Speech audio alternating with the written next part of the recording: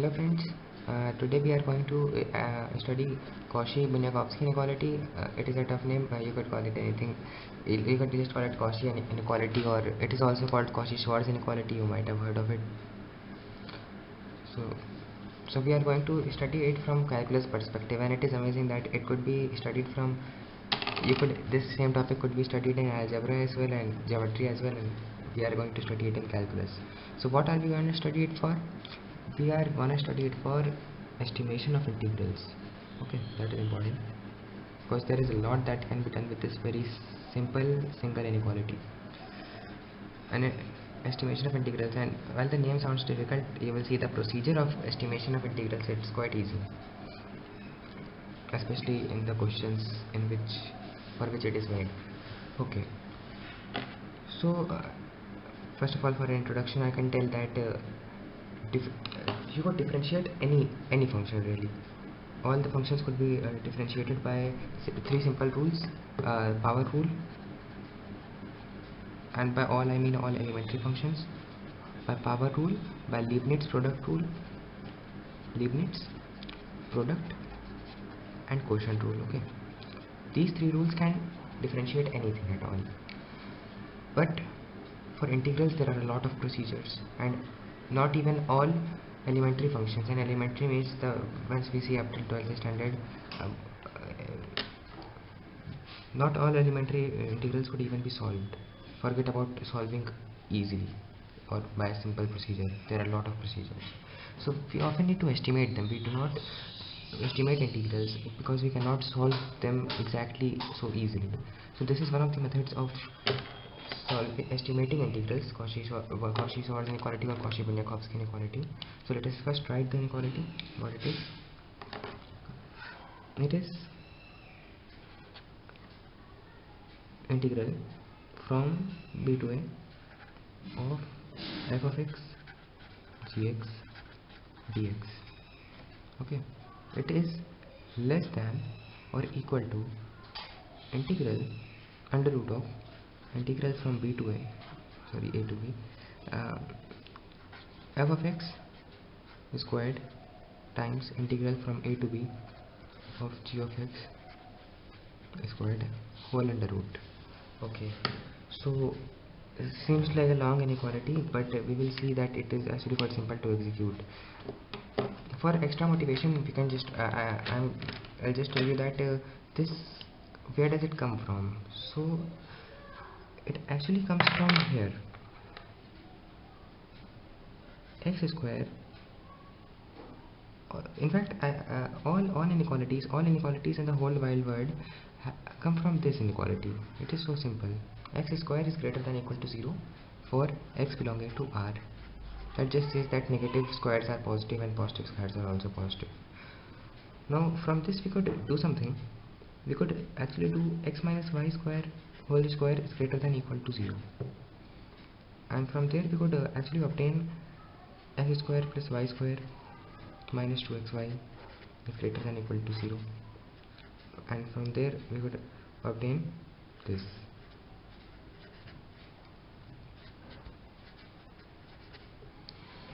So what does this say? We could actually write it as this: xy plus xy, the RHS. What does this say? This says that when a thing is multiplied by itself, another thing is multiplied by itself. When they add up, they are larger than when they are mixed while multiplying. Okay, there are a lot of generalizations of it, and many inequalities stem from it, but this is the basic principle on which everything is based. So it is in some sense a manifestation of this if you look from integrals point of view. Here a thing is squared, then multiplied by a thing is squared, and it is better off means larger than when they are both mixed together while multiplying. Okay, so let us first do an example on the basis of this main equation that we have created. So our example is gonna be, let us integrate from 0 to 1 the function 1 plus x cubed under root. So you could see that maybe it is quite easy to integrate. If this were x squared, it would have been easier to integrate by direct formula, but this is x cubed. And you could think about this, there are procedures to integrate this, but we are going to estimate it via the Cauchy inequality. So this is of course f of x, but what is the g of x, you would ask, because LHS needs two functions, f of x and g of x. So the g of x is actually 1. So the kind of trick that we would play in integration by parts, we are playing the same trick again. We just multiply by 1 and keep it equal while finding a partner for it. So now this is less than equal to what? Under root integral from 0 to 1 plus x cubed, because we are squaring it, okay, times integral from 0 to 1 of dx 1 dx. Okay, so if you evaluate it, what will we get? We'll get this integral comes out to x plus x to the power 4 by 4 from 1 to 0. And if you multiply this thing, it is actually just 1. x 1 minus 0, it's 1. So it's whole in under root. I'm going to change the ink.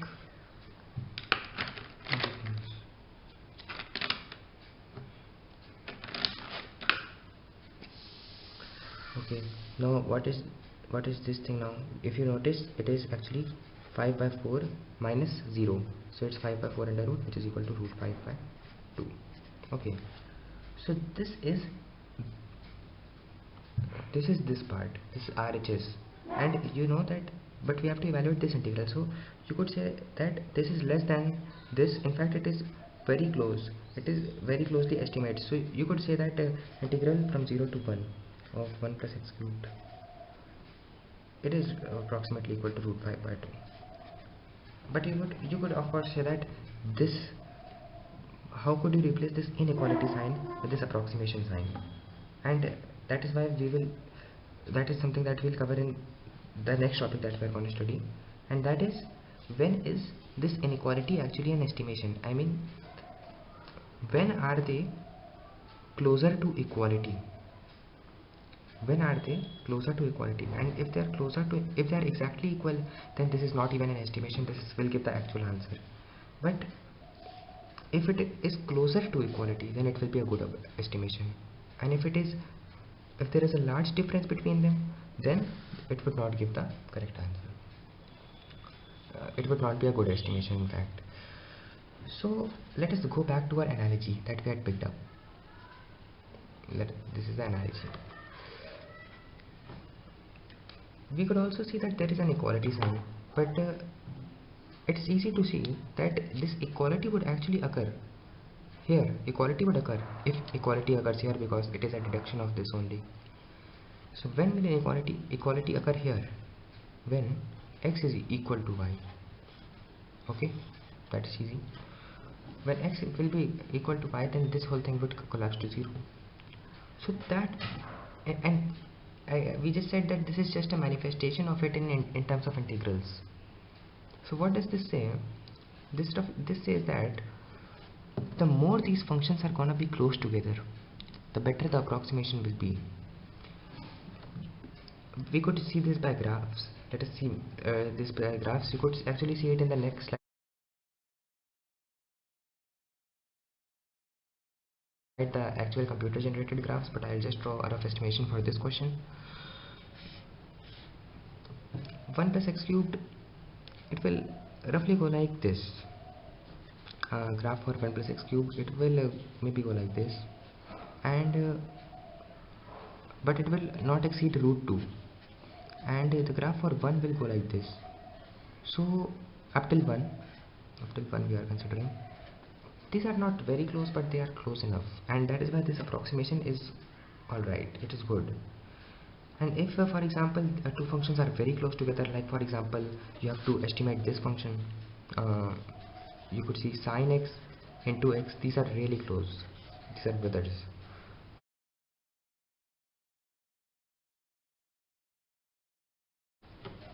So up till some point, like up till 1, if you have to integrate this up till 1, it's from 0 to 1, then this Cauchy inequality would give a really good estimation.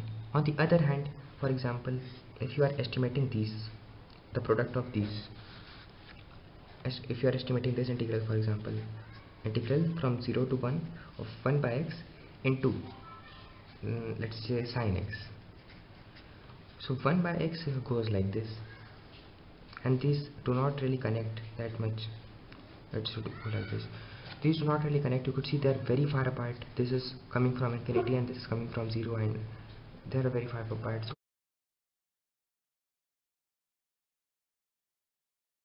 So you would still get an approximation, you would still be able to calculate it, but the approximation would not be that good. Okay, so that's all for this video. Hope you liked.